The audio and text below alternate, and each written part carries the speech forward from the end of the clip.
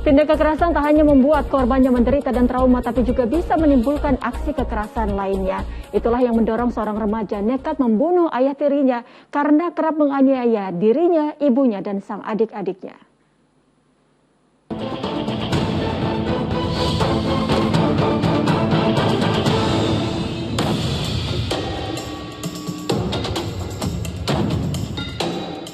Rumah panggung ini dipasang garis polisi lantaran penghuni rumah yang merupakan seorang ayah tewas dengan beberapa luka tusukan. Jenazahnya pun segera dibawa ke rumah sakit. Hanya dalam waktu 1 jam, polisi mengamankan pelaku dari lokasi kejadian di Jalan Sosial Bukit Harapan Soreang, Parepare, Sulawesi Selatan. Pelakunya adalah anak tiri korban yang masih berusia remaja.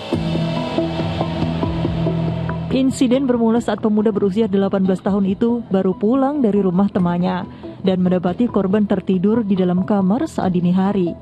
Spontan mendapati sebilah badik yang terselip di tiang rumah. Ia lalu menusuk ayah tirinya sebanyak 3 kali dan meninggalkan korban dalam kondisi berlumuran darah.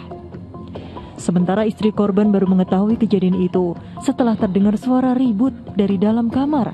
Ia bahkan sempat melihat anaknya memegang senjata. Saya tebang, kenapa kok? Dia ada benda yang pribadi di tangannya. Teriak, dengar suara ada orang lari, lompat tuh. Ada Tommy itu yang mungkin, nah adiknya yang 3 keluar. Dalam penyelidikan polisi terungkap, Pak Sutri itu sudah menjalani hubungan rumah tangga selama 11 tahun. Selama itulah pekerja bangunan itu kerap menganiaya keluarganya. Tindak kekerasan yang dilakukan korban itulah yang diakui tersangka sebagai motif pembunuhan.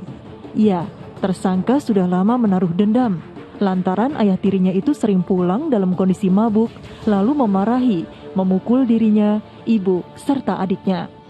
Setiap pulang di rumah dengan keadaan mabuk, habis minum, lalu kemudian di rumah dia selalu pukul yang bersangkutan, ini pelakunya. Kemudian dia pukul mamanya, istrinya ini korban, termasuk adik-adiknya kalau dia sedang mabuk. Namun dendam tersangka yang menyebabkan orang meninggal dunia tetap saja tak bisa dibenarkan di mata hukum. Kini ia terancam hukuman 15 tahun penjara karena melanggar pasal pembunuhan dalam KUHP. Tim Liputan melaporkan.